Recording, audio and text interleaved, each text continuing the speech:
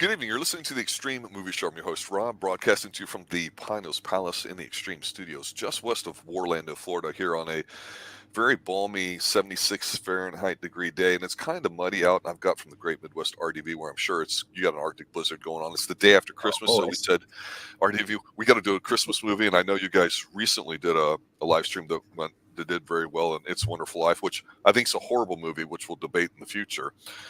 Yep. But with tonight's movie, some might say it's a Christmas type movie, but not really. And it's Beverly Hills Cop. I've never heard that at all. I'm making it up. I was like, because everything's a Christmas movie today, right? Die Hard's a Christmas movie, which it's not. No. I mean, disagree on that, but the point. I understand that, and that's the essence of Christmas. Some say that some days it's a comedy, some say it's just a serious movie with Eddie Murphy. Well, what they would say about Beverly Hills Cop, and my initial take is this: it's a movie that I don't really watch often. I always like Beverly Hills Cop, kind of, sort of, and Lethal Weapon, but I always liked when the '80s movies went a little serious. And I think Beverly Hills Cop, what they're known for, is the buddy cop kind of thing, the goofy, dumbass cops. This is a movie that really portrays LA in a very sexy sort of way, which we kind of forget that it was fairly attractive to live into until about the '90s. And I like Eddie Murphy. He's got a comic timing to him. I think he's fine enough in here, and it's really a movie about him, but it's a very 80ish kind of movie, and I appreciate that to it. It's okay. It's not bad. It's good. The question is, do you prefer this? Do you prefer the Die Hard trilogy? Do you prefer the Lethal Weapons? I mean, but who cares? They all came out of the 80s, and we love them all. So this was a first watch for me, and I'm only used to Eddie Murphy being not the lead role. He is basically like in 48 Hours. He was kind of the lead, but not really. Where this, he's more the lead, and it's a lot more him solo until he reaches California and he meets his Taggart and Rosewood, played by Judge Reinhold, and I think it's John Ashton. Okay, but Ashton's his last name. The guy plays John Taggart. Ashton. Mm-hmm. Yeah, and I gotta say, we was talking about movies where they make cops look like idiots. Yep. And wow, that's kind of it kind of really stood out to me a lot in this. Judge Reinhold's character and Taggart's character, or John Ashton's, and even their captain, Ronny Cox. I forgot his character's name, but they all just seem like I felt like I was watching Demolition Man, in the sense that like they're all just incompetent. And they're and that's an interesting take, because that would come sometime years later, roughly in the early mid-90s. But that theme is definitely active here. It kind of bothered me a little bit. It kind of took me out of the movie a little bit, because I was just like, really? Because it was really overdone. I mean, everybody's character was so dry. Eddie Murphy's character was like, he stood out like a sore thumb, and normally that's good, but I don't know. It's just like this kind of didn't really feel comedic a little bit. There's some comedy in there. The most comedy reaction I got is from Eddie Murphy's character and basically with his sergeant, his captain, in Detroit. I forgot what the actor's name is, but he died last year. Mm-hmm. Real quickly, I want to see what his name is. Let's see here. Jill Hill. Gil. Yeah. He had the most realistic cop attitude, and him dealing with Eddie Murphy's character, who basically decided to go undercover even though he's not supposed to, without permission. Decided that he's gonna hit a whole semi truck full of cigarettes. He's gonna sell it to these guys, and then, well, because these two leading to anybody else, these two squad cars pull up in the alleyway. He's basically, the very beginning of the movie, he's hanging on to the back of the truck, with the truck's just going through, smashing all the cars. Because I like it, and I do like that. I miss it. I miss it more than I like it, because it's just okay. But now I feel spoiled because we don't see that stuff anymore. Yeah. So all the destruction, all that stuff. Well, and you mentioned that we don't see that a lot because last time we saw anything like this was Blues Brothers. There's a lot of Hollywood studio lots that have all these old 80s squad cars, 70s squad cars that they're just sitting there rusting because nobody does anything with them, because those are just extras. But nowadays they don't do that as much, just destroying a lot of property. So anyway, that was the opening scene. He gets in there, and immediately I'm like, oh, Paul Reiser's this. Oh, and Paul Reiser, please go away, because his character is so annoying. Eddie Murphy's character should have punched him. I'm sorry. he was over the top annoying and just butting in and just just being a weirdo. And I just don't know why Paul Reiser's character is even there. That's his whole character is supposed to be annoying, because that's what he is in the second one too. I watched that because I watched both these movies back to back, and I just got to say, it just kind of felt like it was just every character in here, other than Eddie Murphy, I just wanted to punch. I just like the point. It's they even throw Damon Wayans in here too, who was not funny. He was the guy running at the hotel. He's dropping the fruit and stuff. He was the banana boy. Yeah, banana boy. Yes, he gave me a. So we could talk about the whole thing. Basically, his friend, Eddie Murphy's character, his Axel's friend Billy comes back from California. He's got these German bonds. And and he's like, oh, what the heck, dude, I can't, because I do that. I'm not a cop. They used to hang out. They used to boost cars when they were before Eddie Murphy's character became a cop. They go out and have a few laughs, go drinks, and come back. Only to Eddie Murphy's character gets hit over the head in the back of the butt of the gun outside his apartment door, and Billy gets whacked by our buddy Jonathan Banks. Yeah, our boy, the TJ Hooker bang guy, which we'll be talking about some point in the future. You've seen this guy everywhere. A lot of people know him from Breaking Bad. And oh my gosh, he acts just like I guess his name's Mike in Breaking Bad, or even in Better Call Saul. It's the same character. He does. Literally, it's the same character. He's quiet, reserved, doesn't anything. But only the difference is that he is kind of an incompetent lackey for the main villain. Yeah, he's the muscle. Yeah. And who's the main bad guy? The main guy, I believe, is, let me get on my phone here. I have a little list here. Is Martin Brest, right? Yeah. Who is the guy from Octopussy, I believe. That's correct, sir. Yes. He's the Russian. No, it's not Brest. I'm mistaken. It's Steven Berkoff. Steven Berkoff is the main bad guy. And yeah, he's. I don't think he's going to be Russian. I thought he was like German. No, the character in Octopussy. Oh, okay, yeah. But in this, yeah, he's kind of like a German guy, and so Eddie Murphy basically takes a vacation, and even though he's told he's not supposed to investigate the murder, goes to like the Los Angeles, and goes to Beverly Hills, runs an old friend. She, who actually happens to work for the main bad guy. She's the one who helps him out with the case. Meanwhile, John Reinhold and John Ashton's characters are basically assigned to basically tail him because he's causing trouble for them. But I want to go back to the scene where Billy and Axel are basically drinking, and Billy bets $100 on this guy. Basically ran a guy who's playing pool. And he's like, I guarantee you won't be making that shot. So corner pocket. Yeah, and the problem is that guy said what he's going to do, but he didn't do it. He's so it was actually a goof on the cameraman showing that the guy who did the trick actually did an extra thing that he said he wasn't going to do. If you look closely, and I was I missed that. So Billy actually should have kept his $100, but he still loses his life regardless. So, but anyway, the actress in here is Lisa Eilbacher, or no, that's not her name. What's her name? Yeah, that's her name, Lisa. In this one, yeah, Jenny. Yeah, that's the actress, Jenny Summers. I gotta say, she was quite a hottie.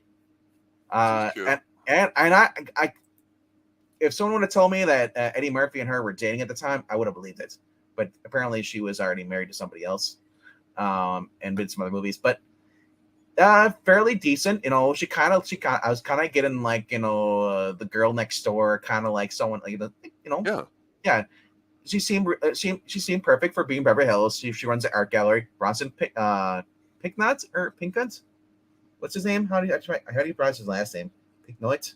The guy who plays Belk. Oh, Bronson. Yeah. Pinchot, I think is like Pinchot, yeah. Yeah. Is in here, and it was pretty good. And I like this character. See, I knew her from the 70s because as a kid, I was hardcore into the Hardy Boys Nancy Drew TV show starring Parker Stevenson and that cat dude that I really didn't like for it because Parker's a smart dude. The other guy's just supposed to be, one of those teen hotties, whatever, go figure. But she played one of the side friends in there, and that was a very smart show. So I'm like, okay, she looks familiar. And like the main bad dude here, you had a lot of people that just played Mhm. like B-level roles in movies and TV shows with a lot of crossover, and she's one of them, because if she's too hot or too involved in the plot, even though she was involved, it would take away from this. And the one thing I want to say about this film before you go on, because I don't know if you Yeah, thought yeah, about this when you were saying it, yeah. was that there's a racial component to this movie, and the racial component to that is Eddie Murphy was one of the first African American comics. I'm not saying he was new to doing this, because there's definitely a lot of them out there, but he had a very vulgar act, and that's was something that was around. Oh It yeah, wasn't Eddie just Murphy some Raw. stand-ups. Yeah, I mean, Yeah, there's a whole bunch of them, but he was the first like crossover African American that was vulgar, that could make fun of a white guy, and as a white guy you thought he was kind of funny and harmless, like you were in on the joke. and So he had this yeah, kind of like mass appeal to it, and he was very successful on Saturday Night Live, with just kind of overdoing the James Brown stuff and wow. Gumby and other things. He was just funny, and Yeah, some yeah. people are just funny, like Chevy Chase is just funny. You may hate the guy or not like him, or he's irritating or No, whatever, but these guys are just funny. So this whole movie is, it's not that white people are stupid and black people are no, no, smart, or vice versa. no. It's the fact that you had an African American leading star, a young guy And they, here in the early '80s doing this, and yes, and all yes. that. That was a big deal at the And time. they play to that, when he goes Yes, the hotel thing. You see, he pulls up and he's like, oh, it's like, you're not, it's not because I'm black, is it? Like they played into the kind of the racial thing, And I love how basically he's a cop, but he's a cop that plays by his own rules, in a sense. He still runs some scams in order to get a free hotel room. Pretends to be I'm working for the Rolling he's Stone. street smart. Yeah, street smart, very street On smart. the streets of Detroit, Yep. the dying city in the '80s that once with was with a his mecca and a proud member of the American culture, and now what it's do a you have? shithole. He had a 67 Nova or something like that, or he's driving Really, those. really old shitty car. But It was a this is Nova. It was a shitty. I'd say it's a Nova, but it it was was kind shitty. of like it was. They meant to be shitty. That the way they talked about it. Come on. Yeah, well, because he didn't maintain it properly. Well, it's also, if you look at it, a lot of movies were starting to show this kind of like different levels of classes that existed in the '80s. Your everyday average Joe. Yep. Then you had your streetwise person like Eddie Murphy here. But then, of course, because a lot of this is supposedly taking place in Beverly Hills, you've got your rich people. You've got all these different things. For God's sakes, you have country clubs. Oh my goodness, I miss having upscale Country places like that clubs. in Yeah. movies, because unless it's a no name, high end Euro trash bar, we don't really see that stuff either. But that was very prominent. That what would it be like if we took somebody from the streets Yep. that basically grew up as a thug and is charming, and put him in this, and make fun of the high society type folk or whatever. And that's what they do here. This is definitely also a thing that you would see in the '80s because of the decade and all that. Not so much today, but yeah, it's interesting because it seems like the film's not really a film. It's just a series of setups for him to show you a different part of his character. Like when they're in the warehouse and he gets caught by a security guy, and you see him thinking on the street, and it's like, he Yeah. shows him his badge. He says he's an inspector, and all these Yep. dumbass people Yep. buy it. That's straight out of Eddie Murphy. Anything Saturday Night Live, and you buy it, Yeah. and it's kind of funny watching him string along all these dopes. And then he's doing the different accents too. So which Yeah. we would also see was fun because we saw that with Michael, not Michael Turner. What's it? Whatever the guy's name is. The guy plays in it's the other one big that was a time Michael Tubbs. I think it was Philip Michael Thomas. Philip Michael Thomas. You mean Would Ricardo do the Tubbs, Miami Vice? yeah, Ricardo Tubbs would Yeah, he do would go the, Jamaican. He'd yeah, go yeah, and New do the York. thing stuff. Yep. And I gotta say, you talked about Eddie Murphy he was paving the way for the comedians. We see in at least in this movie, Damon Wayans pops up, and then in the second movie, a couple years later, you see it's Chris Rock, who also we know is Saturday Night Live alumni. Yep. So he was helping other characters, other actors or comedians break out into the scene. And like I said, it was so weird. Like I seen Paul Reiser just pop up in this movie because the only movie I've ever really seen him in was Aliens. I think you'll see him in a lot more of the more '80s stuff we covered. Yeah. Definitely. One thing about this movie too, I wanted to point out was how big it was. Is like obviously in 2023, the big money maker is Barbie, and whether you like it or not, it made I think over $1 billion worldwide. Right. And I think the budget for it was roughly $250 million, let's say. So you're looking at a 4-to-1 ratio. You're like, man, that made 4 times its money. That's a hit. This thing made like 20 times its money, because it was Really? that big. It made like over $300 million, and it cost like maybe 15 million to make roughly. Yeah, I mean, so then they hit this and was a smash hit. Everyone's like, you got to go see it. It's a fun film. Now it kind of starts off a little dark with his partner getting whacked and everything too, but like in the 80s, you take something dramatic like that and you just guss it up a little bit. And of You're right. course, the future films would show being So a little bit more comic with these guys because so they hit a nerve and they said, hey, this is what the American people want to see. Let's just give them more of it. You know, they didn't run away from trying to be messagey or have to get the point across a certain way or whatever. They just said, no, let's just craft something with what they want. Because everybody saw this film. Everybody loved yeah, the yeah. soundtrack. Everybody just thought it was great. And it's like, okay, Yeah, now we have a star. the soundtrack wasn't really a soundtrack. It was this kind of instrumental soundtrack with the keyboard. There's a lot of songs in there too, but if you weren't an 80s person, you'd only hear a few seconds of them and then that would Yeah. be gone. Yeah. You brought the budget. 13 million came out with 316 million back. Yeah. Man. And Disney wishes they could do that. Even with today's money. Wow. But think about it, 300 million back then in 84, you're talking 40 years later. Yeah. Well, you look at $5 today. That was a lot of money back in the 40s. Yeah. You know, it's how this keeps, because as the wages go up, so does the value of your money and stuff. You know, everything go up. You know, the things cost. So you think about it, like, wow, $216, like, or sorry, $220, whatever. You'd be like whatever in the early 1940s, late 40s. You're rich. That's a lot of money. But I was go back to It Was a Wonderful Life. The one guy is like, you know, or the whole argument is like, you know, the whole, or George Billy says, oh, $5,000. Nobody can make the songs takes for people to make $5,000. Takes some ages. They're old. They die before they even afford $5,000 for a home. Yeah. $5,000 for a home in 1940. Yeah. It is like $200,000 for a decent home today. 100,000. 200,000 doesn't get you much, even by today's standards. So, Yeah. and you have inflation. You're off the gold standard Yeah. and all that stuff too. So it's hard But- to do all that. But it was a monster hit. There was no way Yeah. this wasn't going to have No. a couple of sequels. Yeah, so I still haven't seen the third one. People tell me the third one's the worst out of this franchise, but I'll watch it for myself and judge. And then, because obviously the reason why I wanted to talk about this today, it's on the Rob, is because the fourth one coming out on Netflix. Yep. So I've never seen these before. People have talked about them. People raved about them, and I'm gonna say, I think it's a good movie. I don't think it's a great movie. I think it's a good movie. It's worth watching, but it kind of falls into the thing. It's where you're like, if you don't watch it, you're not gonna miss it. You know, if you've watched it once, that's all you really need to do. Now, if you're a big Eddie Murphy fan, you're gonna watch it multiple times. But for me, it's kind of like, it's a one and done. Okay, let's go on to the next one. And it's a significant film in that it's a movie that, if you're going to pull a certain short list of movies from the 80s that are a must-have for anybody, no matter what your likes or dislikes are as far as that, if you only had so many films, this would have to be up here because it does capture a lot of what was going on with the 80s. It's just the way everything looks. Like Miami Vice. Like I said, I love the setting. I love everything, the cars, the way people dress. When he first walks into California, he sees the white guys wearing the Michael Jackson outfits.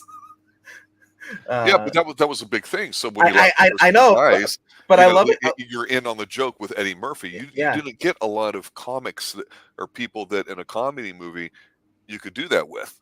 Yeah. You just didn't. You either had a comedy movie or you had an action movie, and you get that blend of it a lot here in the 80s, and we've talked about that too with horror comedy. There's no such thing. If it's funny, it can't be horrific. So it's a comedy. Mm-hmm. Maybe it has supernatural elements or supposedly horrific elements, but you're not scared. And this one, though, this is not an action film to me. This is a detective film. It's kind of funny. It's like Fletch in a way. It's a comedy detective film. It's about getting revenge for his friend who was murdered. And also, so it is a lot of comedy because the situational humor, the fact that he's on vacation, but he's not allowed to pursue this case. If he gets word back to the police station where he's from, he'll lose his job. And it's just like he kind of gets respect. He earns respect of his peers in this movie. So basically, there's two scenes in this movie. One where like the Taggart and Judge Reinhold they follow him to basically a strip club, and because they're on the clock, he's like, "No, come in, have a drink," guys, and then they stop a robbery. Two guys are gonna hold it up the place, and Taggart and Eddie Murphy's character, they take him down. And Eddie Murphy, when they're called in the office, Eddie Murphy's there too, looking there at the precinct, and Ronny Cox's character is chewing him out. What were you doing there? He's like, you're on, under your jurisdiction, and you're at this. And he's like, well, no, see what it is. He gives the whole super cop speech, which I heard, which was apparently all ad lib by Eddie Murphy. So the John Reinhold and John Ashton characters, they basically had the like Judge Reinhold said, he pinched his thigh in his pocket, keep himself from laughing, just like it was that funny because he would just start throwing out different lines, and it would sometimes cause a lot of reshoots because Eddie Murphy would make everybody laugh. Yeah, and that's true with Rob Williams. That's you have a good comedic genius if you can make people laugh. This is the stupidest things. It's gold. And so I like the fact that the cast actually had a natural bond between the actors stuff, and you could see the chemistry between the characters. So because when I watched the movie the first time, I was just like, Judge Reinhold's character is kind of like a bore. Taggart's okay, he's by the book, understand that, he's kind of older cop, he's a sergeant, and Taggart's only been on the force what 7 years, or I can't remember how many years he's been on, but anyway, he's a senior version. Yeah. So like I said, I love their reaction. Yes, they go after the bad guys. Because when Jenny takes Eddie Murphy's character to the warehouse, he finds the coffee grinds there in the boxes, and he's like, coffee grinds. Well, he says the Ronny Cox's character at the precinct said. And because that shows how smart he is, because the other ones didn't realize it. He's like, coffee grinds. Like, what? Because they're like, what's with the coffee grinds? And Ronny Cox says, well, usually coffee grinds how they smuggle drugs in. Colombian stuff. Mm-hmm. And so if they're doing drugs, in German bonds, why not? Or German bonds. Bearer bonds, yeah. And so I like that they actually shows that not only is Axel, even though he comes up short sometimes, and his cases, it's not really his fault. He's smart. Is that his boss said, and down Detroit said, like, you're too smart for you're a smart cop, but you're too ambitious. You need to slow your roll basically first. And yeah, there is a slight element here that I thought about that was interesting, because we've talked about man versus the machine, especially with cop films, and we go back to the 70s with all the Dirty Harry films about what that says and how militant Harry is and everything. And here Axel's a cop, so we're still supposed to kind of like cops, but by now we're being programmed to see cops in a way that as being buffoons. They work the system that they're involved in. They're not by themselves. And there was definitely a lot of, and I think it's declined since then in the 80s. I think it kind of had a lot of interest in detective shows, because they're definitely out there. Fall Guy, Lee Majors, that detective show, I don't really think of it as, but you had Spencer Fire, you had The Equalizers, that detective show, kind of not really, but it's a lone individual. You had a lot of shows that dealt with people that were smart individuals, and unfortunately, I think the general theme for most people watching TV is dumb it down as much as possible to get a wider audience. And so, what we talked a year or so ago when Amazon tried doing Lord of the Rings about how, you can't fuck around, and Amazon fucked around and they found out, right? With the fan base, and you can't do that. And it's, not to get into the politics of everything that's getting made today for the most part, but back then, again, the showcase here is on the individual. And I think there's an element of that in the 80s that people responded to, because again, we talk about the 80s were starting to turn prosperous. In the early 80s, there were a lot of people, some people did not like the consumerism aspect of it, where it's all about me, and they look at the 80s as decadent and greedy in a negative way. Others look at it as like, no, I'll just do whatever I want. We've done some movies here on the Extreme Movie Show where it dealt with smart kids, like War Games and all that. They weren't afraid to make a kid or boy or a girl or an adult be competent, and that's what we want to see. Like I love Fletch personally. I love Chevy Chase, but I like how his character is smart enough to understand that there's things going on, and what do I got to do to make them happen? And he may hide it behind a smart ass kind of thing about it to kind of entertain himself because he's so smart. In a way, I think Axel Foley's doing that too, and we like that. It's entertaining. Yeah, it's like he's not a dick. It's like he makes fun of people. But he doesn't immediately apologize. He's like it's so it's kind of like that.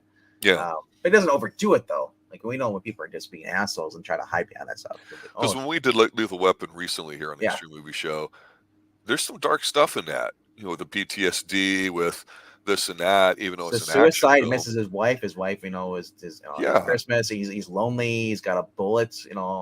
But we watch it for the chemistry of those two guys. Here, yeah, we don't really care about the bearer bonds and what happens at the end. And of course, everything's fun. There's a shootout on a really rich palatial estate, which is very good looking, by the way. Lots of bougainvillea, I think, floating around there. It's a nice shot. We're there because of Axel and his dumb cops. Instead of them being like assholes to him, they kind of form a friendship. We're there. No, we're not at least. Yeah, Axel. They're. So we skipped over a part, and I guess a lot of people already talked about this. It's the banana scene. Yeah. The banana, basically he sends room service down to them, and while he's talking with Jenny upstairs in his hotel room suites they got, and he's like, and so while the guys are getting the stuff, and he sneaks down, goes behind, and it basically shoves whole bananas into their tailpipe, and I'm thinking, I don't think that would work as well. What's that? The banana pipe thing? Yeah. But tailpipe, I think that's fake. Have you tried it? No, I'm not gonna try it. I'm just saying, because you really don't want to shove anything in your tailpipe because you can eventually over time. But like, I think they eventually would have it would have worked. But it depends really what you're putting into the tailpipe. But then again, you really shouldn't do anything with your car like that. Do not do it, friends, because you can get into serious shit. You've been there's the old joke that Bill Murray had in the summer camp movie Meatballs back in '78 or whatever like that. That reminds me of this scene here, and it's like, you know what happened to the terrorist that tried to blow up the car? And the answer is he burned his lips on the exhaust pipe, because there's always, if you could clog the exhaust pipe, the car won't run and all that stuff. And it's like, oh boy. And so as soon as he's doing that, you're like, you're right. He is street smart. He's got to figure out a quick way to do it, and it's fun to watch him. The cops don't get hurt. They got their meal. They're being served something nice. It's amusing. It's not a humdinger slap your knee kind of film, but it's amusing. What's great about this is that even after the catch and catching the bad guys, Jenny ends up being held hostage. Judge Reinhold sees he's supposed to get driven away. I like the fact that even Ronny Cox's character, the captain here, basically ends up, or lieutenants, they all learn from Axel. Like, because when the big chief comes out, and he's like the really old guy, and they keep this theme in the second movie too.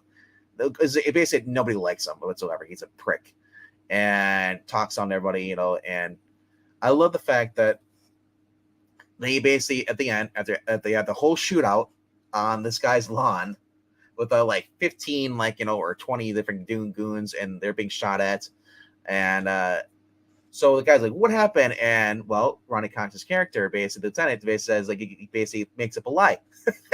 Axel wasn't there, or Axel just happened to be there.